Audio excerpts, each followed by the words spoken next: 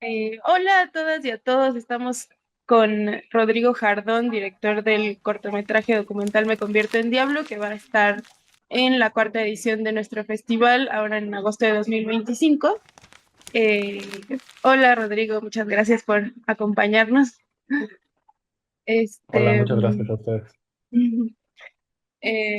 bueno, pues antes de empezar como con la entrevista, nos gustaría preguntarte un poco pues de dónde surge la idea del documental, cómo fue el proceso para hacerlo, por qué elegiste hacerlo, si nos puedes contar un poco. Pues este documental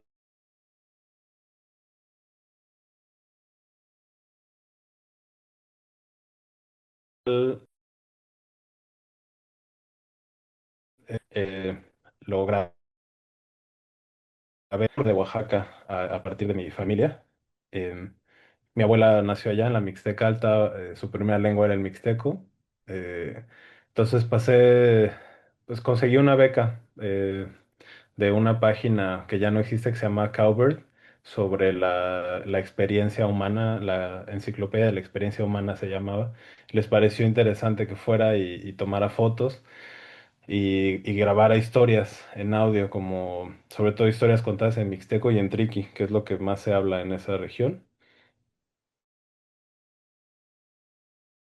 Eh, yo no entiendo muy bien el mixteco, pero mi abuela me ayudaba y realmente fue un proyecto como muy íntimo que luego tuve la oportunidad de compartir en un evento que hacen en California que se llama el Oye Oaxaqueño Youth Encounter, o yo, Oaxaqueño Youth Encuentro, más bien, eh, 2015, me parece.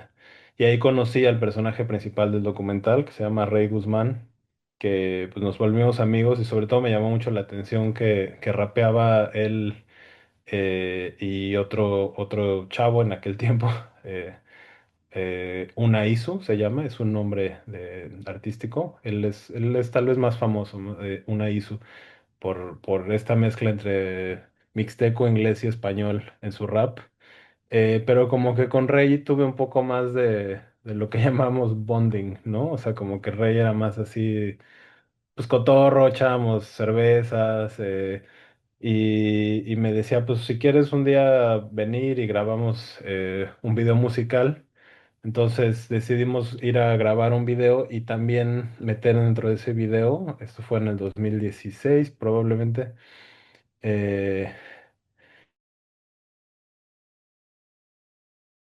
eh, mezclar escenas de una de las fiestas tradicionales que hacen allá, que es el Día de San Miguel, porque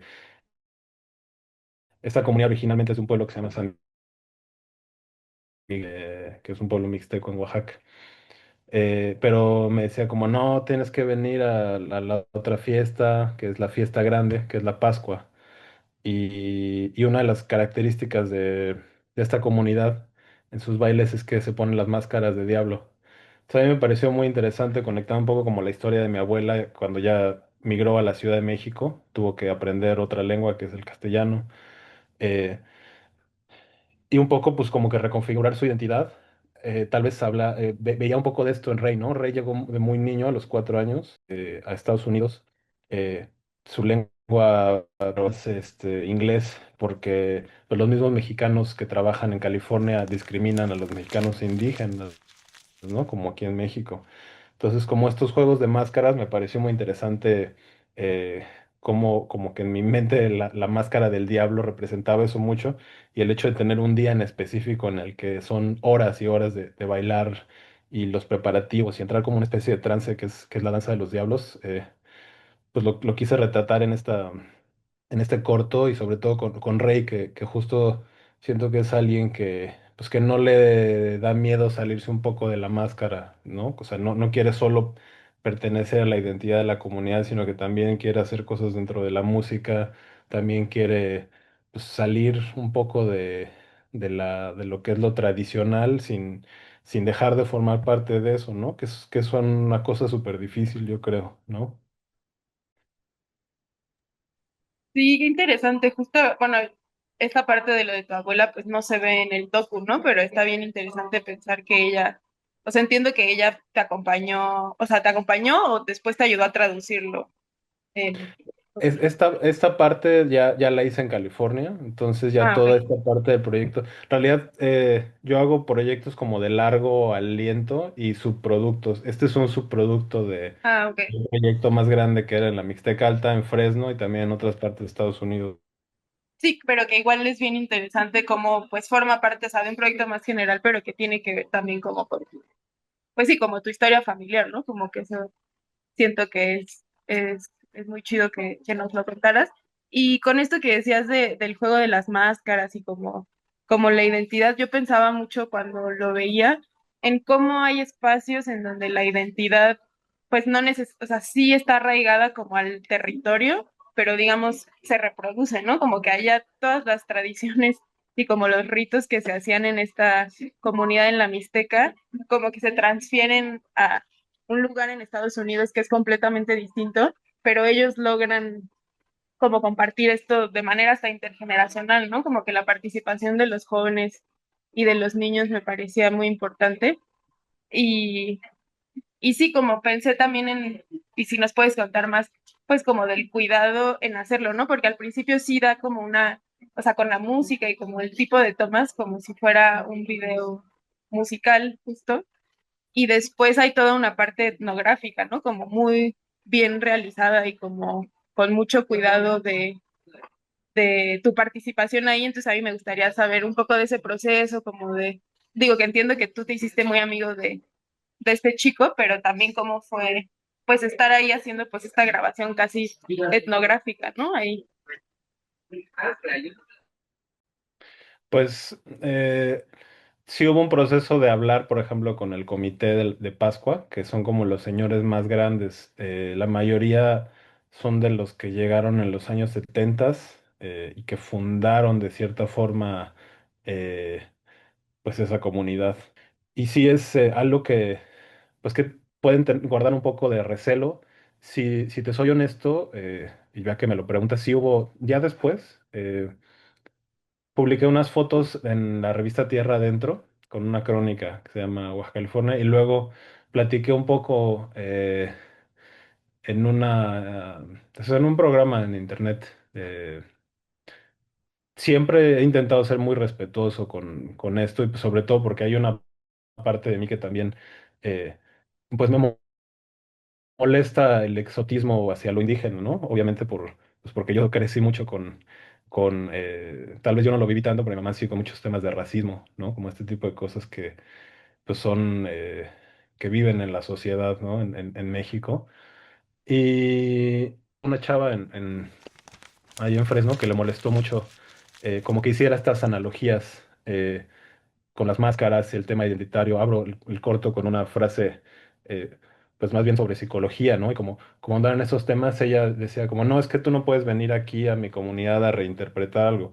Y a la vez, pues yo tenía como el apoyo de los más chavos, porque pues también les había enseñado, por ejemplo, a usar cámaras de video, ¿no? Para que ellos siguieran grabando sus fiestas, para que sigan haciendo sus videoclips.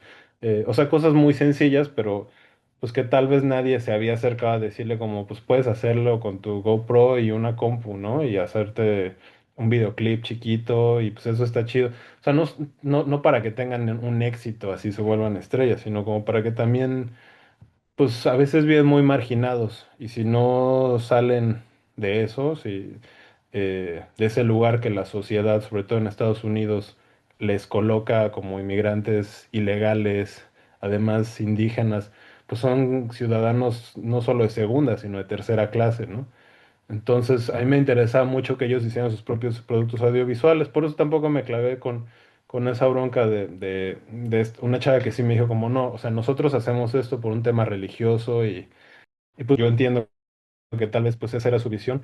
Yo quería proponer otra visión, pero también pues el apoyo de la gente que organizaba en los comités, el apoyo pues por ejemplo, de otro grupo de chicas que bailan la guelaguetza, eso era pues una contraparte y ya ahí te empiezas como a meter en grillas de la comunidad y así, que pues son interesantes, pero también son de hueva, ¿no? O sea, eso pasa aquí también, ¿no? Eso pasa en muchos procesos de documentales.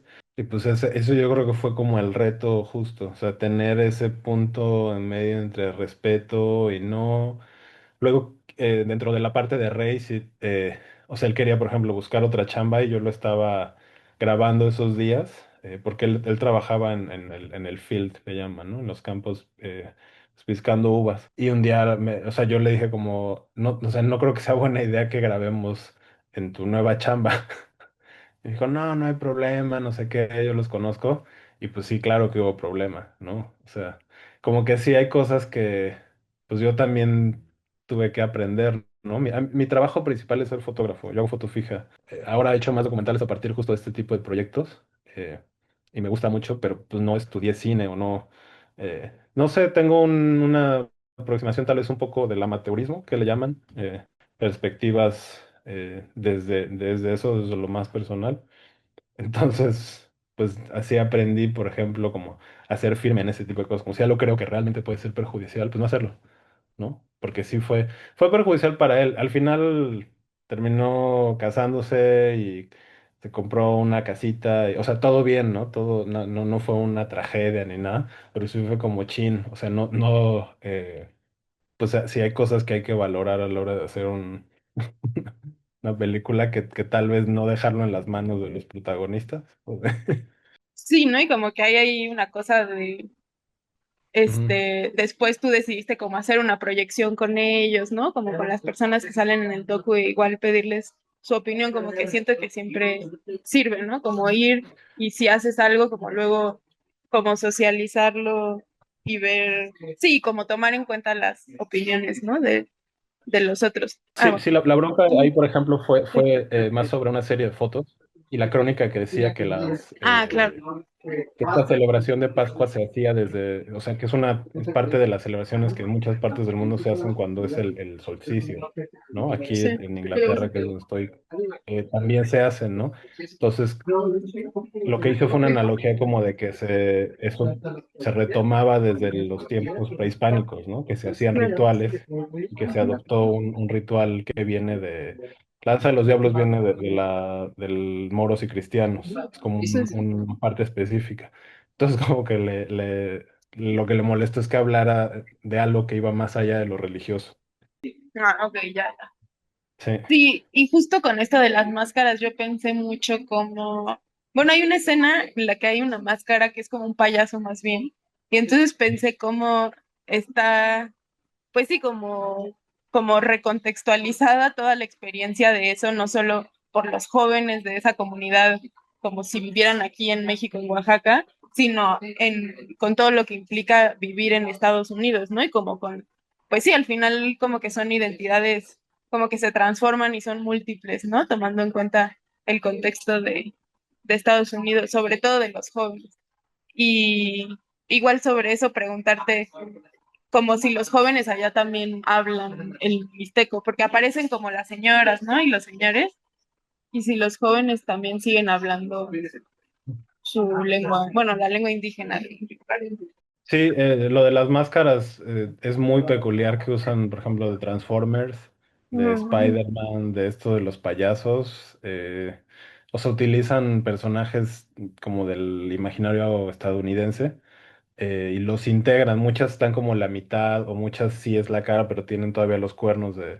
Y además el proceso con el que las hacen de madera, que las hacen los maestros que hacen máscaras, o sea, igual por generaciones de gente que se dedica a hacer máscaras de diablo, ¿no? Eh, y yo creo que eso es de lo más evidente, como esa adaptación en la máscara, o sea, la máscara en sí cambia. A mí me parece además muy fuerte, ¿no? Como imagen, como esta gente así bailando durante horas con estas máscaras y con las pantalones. Lo que decías de los chavos y los niños, sí, sí es muy, o sea, muchos no hablan español, más bien. O sea, o lo entienden, pero como dije antes, pues también es una lengua que representa un poco la discriminación, ¿no? O sea, porque alguien que habla español en California, que es mexicano, o sea, muchas veces va a discriminar a alguien eh, por ser indígena mexicano, ¿no? Entonces, el mixteco, pues además es una lengua que tiene muchas variantes. El mixteco que ellos hablan no es el mismo que hablaba mi abuela, por ejemplo, ¿no? Hay palabras que son casi la misma, pero tiene como eh, shita y shta, ¿no? Tortilla. O sea, es como ciertas cosas, pero si lo entiendes, si lo escuchas rápido, no sabes. Entonces también es una forma como para ellos reservar un espacio que realmente es propio, ¿no? Y que ellos pueden hablar. Entonces sí, yo no conozco a nadie de esa comunidad que no hable mixteco, por ejemplo. O sea, no conocía a nadie que sus papás hayan decidido no enseñarle por alguna razón o algo así. Que eso sí pasaba en México, por ejemplo, la generación de mi mamá, que mi abuela no le enseñó mixteco ni a sus hermanas para que no las discriminaran, ¿no?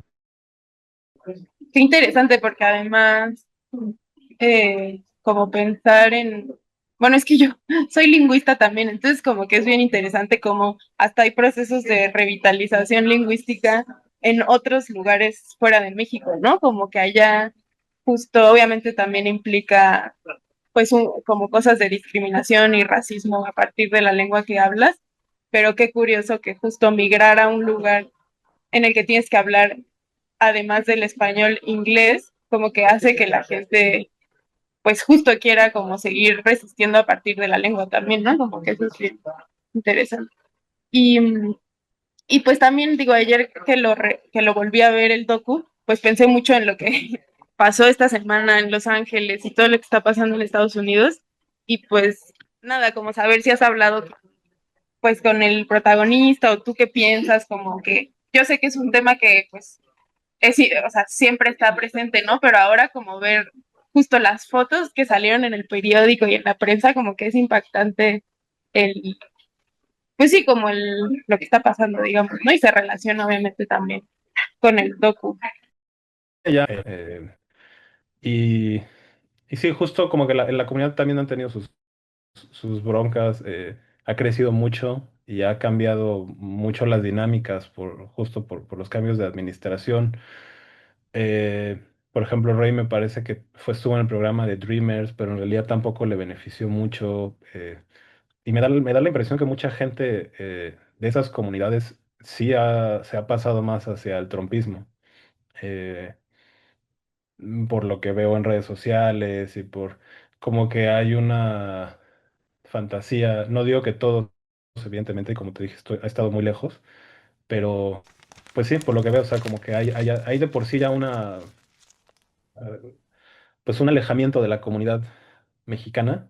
O sea, este lugar en Fresno, o sea, yo llegué porque fui a este encuentro que se llama Oye, el encuentro de la juventud oaxaqueña, en el que justo hablan de esta discriminación, ¿no? Es un espacio es un espacio seguro para, sobre todo para los jóvenes, sus adolescentes, pues del bullying, de la escuela, etcétera.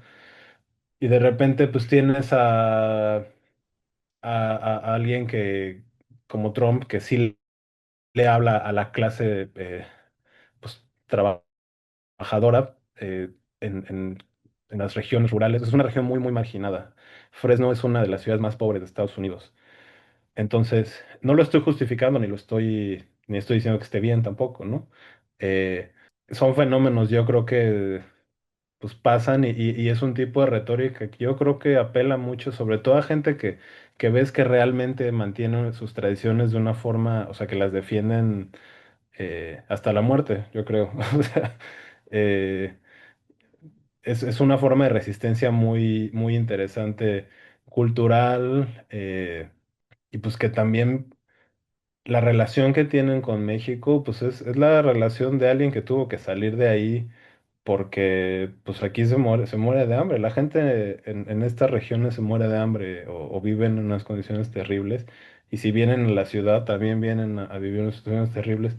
Entonces, pues sí, sí, a mí también me ha hecho pensar mucho, como órale, ¿cómo estarán ahora las cosas? Porque, pues eso, de una forma tal vez más conservadora, ¿no? O sea, deja tú que sea eh, trompista o algo así, pero sí, sí tienen un discurso tal vez más conservador. Y también por eso se han mantenido muy cerrados. Yo creo que o sea, yo fui a esa comunidad en un momento como muy, pues específico, ¿no? En el que ellos tenían una necesidad, que eso es lo que pasa a veces, o en mi experiencia me ha pasado trabajando con comunidades indígenas que no son la mía, que es que ellos necesitan algo de ti también. Y yo, por ejemplo, les hice la documentación de las fiestas y eso se los entregué, ellos lo tienen, me pidieron hacer una serie de entrevistas con los músicos, Y eso no sale en el documental, obviamente, ¿no? Es como parte de un trabajo previo, de un trabajo posterior. Y, y pues sí, sí, ahí yo creo que también es algo de, pues hay gente en la comunidad que ha salido más, hay gente en la comunidad que ha salido menos. Y pues gente que te digo que tiene bronca con que uno se meta en sus, pues hasta en sus decisiones, ¿no? De cómo representarse. Y yo creo que también por eso fue como, bueno, este no va a ser mi tema, esto es una versión mía, esto es un corto que hice justo trabajando con el material que yo había estado grabando. O sea, todo ese material lo grabé para el videoclip y para la fiesta y en otra visita que hice grabé el audio de Rey. Diciendo de que se pone su máscara de diablo y que se convierte en diablo, ¿no? Que de ahí viene el título. Y para mí eso es como ahí acaba, ¿no? También yo creo que es importante tener los límites. Yo eso era lo que quería hablar de ese tema específico de identidad y de resistencia de alguna forma, pero también resistencia a quedarse en la identidad concreta que se le otorga a uno en una comunidad muy tradicional, ¿no? Porque ella, ya, por ejemplo, una vez lo pasamos en un jardín comunitario en Brooklyn, me parece, pues, con unos compañeros allá, ¿no? Y preguntó una chava así, oye, ¿cómo está el tema del racismo, perdón, era de una chica, de un grupo contra el racismo, una chica afroamericana, y me preguntó cómo estaba el tema de las mujeres, o sea, de la violencia contra la mujer en esas comunidades. Y es horrible, ¿no? O sea, ya ahí sí te... Entonces, pues eso también son temas que hay que valorar. O sea, uno no puede defender tampoco como la pureza del tema indígena o de las comunidades, cuando pues también hay cosas atroces o sea, por ejemplo, en comunidades triquis, esto de que casan a las niñas con... Eso yo lo he visto. O sea, señores que tienen dos esposas que son unas chavitas y las tienen de esclavas. Y claro, pues esos usos y costumbres, ¿no? O sea, no es el caso de esta comunidad, pero sí ves rasgos de cosas pues, que pueden ser, y que por eso lo más chido fue como encontrar a alguien como Rey que sí estaba abierto, ¿no? Como a poner eso un poco en discusión, ¿no? Yo creo que mucha gente no está abierta a poner esas cosas en discusión, ni dentro ni fuera de las comunidades. Claro, sí, y eso es lo bien evidente, ¿no? Al inicio, cuando los hombres están preparando la bebida, o sea, como el alcohol y las mujeres pues están cocinando, ¿no? Y sí, ¿no? Y como que hasta ellas interactúan más contigo, ¿no? Que ellos, como que sí hay unas evidencias de, pues sí, de obviamente las relaciones de género en cualquier comunidad, ¿no? En cualquier espacio, ¿no? Como que obviamente se reproducen. Y, y sí, esto de la identidad como pues sí, que al final también ser mexicano es como una imposición, ¿no? Y como que, pues obviamente, pues las comunidades indígenas, pues no, son antes de su comunidad indígena pues que mexicanos, ¿no? O bueno, es ahí como una intersección como bien interesante. Pues muchas gracias por la entrevista. No sé si quieras como agregar algo más para finalizar antes de que se nos acabe el tiempo. Pues que como dije, este documental es parte como de un trabajo un poco más amplio y que en mi página hay un apartado, que mi página que es rodrigojardón.com, hay un apartado dice Golden Brown, así se llama el proyecto entero, por decirlo de una forma, ¿no? Que así lo trabajé en el Seminario del Centro de la Imagen, ahí en la Ciudad de México, y que esta parte, pues como que veo más bien a ese personaje que es Rey, pero que ahí en Golden Brown es un poco más como cercano con mi familia y menos reflejos y también como historias más personales. Y si a alguien le interesa como andar un poco más en eso, o para no quedarse solamente con esta visión de que yo fui a grabar a otra comunidad y pues una visión extractivista, ¿no? Este documental casi no se pasó porque le tocó la pandemia. Entonces, pues se me hace súper chido que lo hayan agarrado para presentarlo ahora. Porque pues sí, pues no sé, es un trabajo que creo que es pues, peculiar y son sobre todo sí, sobre los juicios, sobre la pureza de lo indígena, lo no indígena, el tema de Estados Unidos. los migrantes y lo mexicano y lo no mexicano, ¿no? Y estas máscaras que nos ponemos a veces para jugar en distintos planos. Sí, muchas gracias también por compartirlo. Creo que además, comparado con el docu tuyo que tuvimos el año pasado, pues son como bien distintos, pero también vienen, ¿no? Como de un interés personal, digamos, ¿no? Y como que creo que siempre es también refrescante ver docus. Bueno, que tú definías como amateur, pero siento que es muy chido también eso, ¿no? Como cualquier persona puede pues contar una historia con, digo, con una cámara y digo, igual y sí un equipo de edición, pero digo, no está tan alejado ahora de los medios que tenemos, ¿no? Entonces nos da mucho gusto también tener otro No, exacto, docu este lo tuyo. hice con una, con una cámara Lumix chiquita. Ah, perdón. Se cortó. No te preocupes. No, sí, eso, como que, sí, eso, de hacer un docu accesible con cualquier cosa y que nos da mucho gusto tener otro documental tuyo en el festival. Muchas gracias. Gracias, muchas gracias por tenerlo. Hola, soy Rodrigo Jardón y los invito a ver el documental de Me convierto en Diablo aquí, en este día y en este lugar. Muchas gracias al Festival Resistimos por tener este cortometraje.